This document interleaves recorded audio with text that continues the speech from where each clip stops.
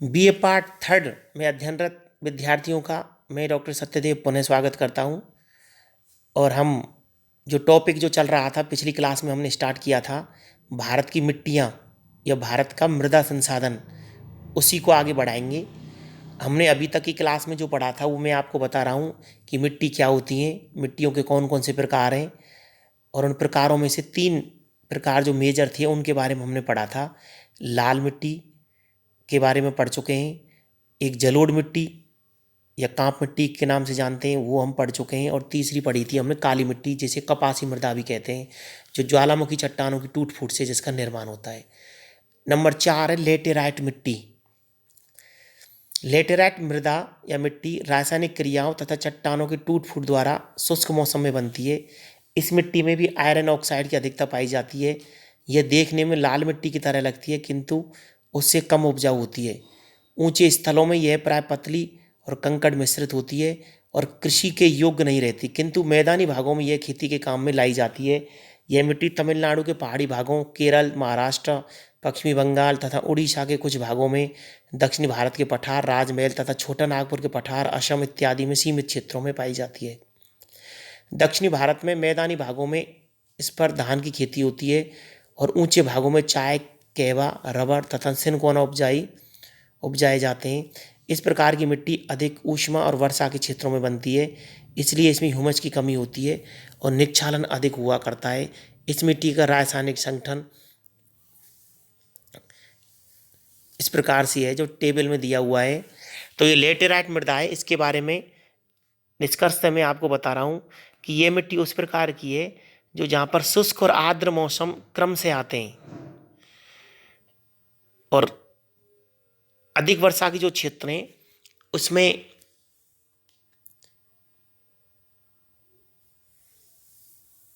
जो लीचिंग की क्रिया होती है, निक्षालन की जो क्रिया होती है, उसके परिणाम स्वरूप लेटेराइट मिट्टी का निर्माण होता है। ये मिट्टी के घुलनशील तत्व कुछ खनिज नीचे घुल करके चले जाते हैं और कुछ शेष रह जाते हैं, जिससे विशेष प्रकार की इस मिट्टी का निर्माण होता है जो लेटेराइट मिट्टी के नाम से जानी जाती है। अगली मिट्टी है रेतीली मिट्टी। जैसा कि नाम से पता है, एरिड एवं डेजर्ट जो क्षेत्र हैं वहाँ पर ये रेतीली मिट्टी पाई जाती है। यह मिट्टी शुष्क और अर्ध शुष्क प्रदेशों जैसे पश्चिमी राजस्थान और अरावली पर्वत के क्षेत्रों, उत्तरी गुजरात, दक्षिणी हरियाणा, पश्चिमी उत्तर प्रदेश में पाई जाती है। सिंचाई के सारे गेहूं, गन्ना, कपास, ज्वार, बाजरा उगाए जाते हैं। जहाँ सिंचाई की सुविधा नहीं है वहाँ पर यह भूमि बंजर पाई जाती है। देखिए, रेतीली मिट्टी में इस बात पर निर्भर करता है कि वहाँ पर पानी की सुविधाएँ क्या हैं। जैसे अगर हम राजस्थान के उदाहरण को लें तो पश्चिमी राजस्थान में जिन क्षेत्रों में इंदिरा गांधी नहर के द्वारा पानी की आपूर्ति सुनिश्चित हो गई है वहाँ पर खेती हो रही है, और जिन भागों में पानी की सुविधा नहीं है वहाँ पर यह भूमि बंजर रूप में पाई जाती है, यह मिट्टी बंजर भूमि के रूप में है। अगली मिट्टी है क्षारयुक्त मिट्टी। शुष्क और अर्धशुष्क क्षेत्रों, दलदली क्षेत्रों, अधिक सिंचाई वाले क्षेत्रों में यह मिट्टी पाई जाती है। इन्हें थूर, ऊसर, कल्लड़, राकड़, रे और चौपन के नामों से भी जाना जाता है। शुष्क भागों में अधिक सिंचाई के कारण एवं अधिक वर्षा वाले क्षेत्रों में जल प्रवाह दोषपूर्ण होने एवं जल रेखा ऊपर नीचे होने के कारण इस मिट्टी का निर्माण होता है या जन्म होता है। इस प्रकार की मिट्टी में भूमि की निचली परतों से क्षार या लवण वाष्पीकरण द्वारा ऊपरी परतों तक आ जाते हैं। इस मिट्टी में सोडियम, कैल्शियम और मैग्नीशियम की मात्रा अधिक पाई जाने से प्राय यह मिट्टी अनुत्पादक हो जाती है।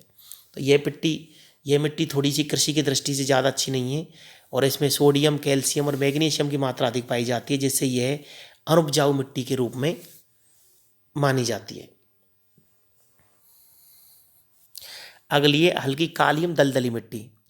इस मिट्टी में ज़्यादातर जैविक तत्व अधिक मात्रा में पाए जाते हैं। यह सामान्यतः आर्द्र प्रदेशों में मिलती है। दलदली मिट्टी उड़ीसा के तटीय भागों, सुंदरबन के डेल्टा क्षेत्रों, बिहार के मध्यवर्ती क्षेत्रों, उत्तराखंड के अल्मोड़ा और तमिलनाडु के दक्षिण पूर्वी एवं केरल के तटों पर पाई जाती है। इस प्रकार से ये आपने भारत की मिट्टियों के बारे में हमने पढ़ा, और अब ये मिट्टियों का एक मानचित्र आपको दे रखा है। आपको क्या करना है, खाली मानचित्र भारत का लेना है, जो आपको खाली मानचित्र है उसमें पेंसिल से ये मेजर मेजर मिट्टियाँ हैं इनको रेखांकित करना है। और परीक्षा में अगर मिट्टियों का प्रश्न आता है तो आपकी जिम्मेदारी यह तय होती है कि आपको वो मानचित्र बनाना है। देखिए, जब तक भूगोल में आप लोग मानचित्र नहीं बनाएंगे तब तक अच्छे नंबर नहीं आएंगे।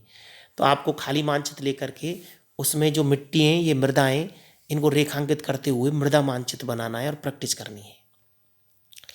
तो इस तरीके से भारत की मिट्टी क्या है, मिट्टियों के प्रकार, उनकी विशेषताएं, और अब लास्ट में एक और टॉपिक मैं आपको बता रहा हूँ, मिट्टियों की समस्या एवं समाधान। अब देखिए जितनी भी प्रकार की मिट्टियाँ हैं उनकी क्या क्या समस्याएं वो आपको बतानी है। जैसे मिट्टियों की समस्याओं की बात करें तो नंबर 1, मृदा अपरदन की समस्या, मिट्टी अनुपजाऊपन की समस्या, मिट्टी में पोषक तत्वों की समस्या,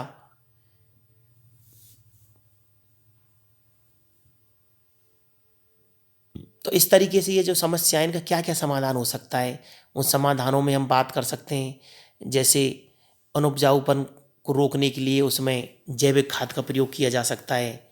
इसी प्रकार से यदि हम बात करें कि सिंचाई की सुविधाओं को बढ़ा करके मिट्टी को उपजाऊ बनाया जा सकता है, खेती लायक बनाया जा सकता है। तीसरा, मृदा अपरदन को रोका जा सकता है। मृदा अपरदन भी दो प्रकार से होता है, जल द्वारा और हवा द्वारा। तो वहाँ पर वृक्ष लगा करके, वृक्षारोपण करके मृदा अपरदन को रोका जा सकता है। तो इस तरीके से समस्या समाधान है, इस पर भी आपको थोड़ा सा विचार करना है और लिख करके प्रैक्टिस करनी है। तो इसमें 2 प्रश्न आपके बनते हैं इस टॉपिक से, मैं आपको बता रहा हूँ। नंबर 1, भारत में पाई जाने वाली मिट्टियों के प्रकारों की संक्षिप्त में विवेचना कीजिए एवं उनकी विशेषता बताइए। दूसरा प्रश्न, भारत में पाई जाने वाली मिट्टियों की विवेचना करते हुए उनकी समस्या एवं समाधान बताइए। यह भारतीय मिट्टियों की समस्या एवं समाधान स्पष्ट कीजिए। तो इस तरीके से ये आपका मिट्टी का टॉपिक है और इसको आपको मानचित्र से प्रैक्टिस करनी है। Thank you so much.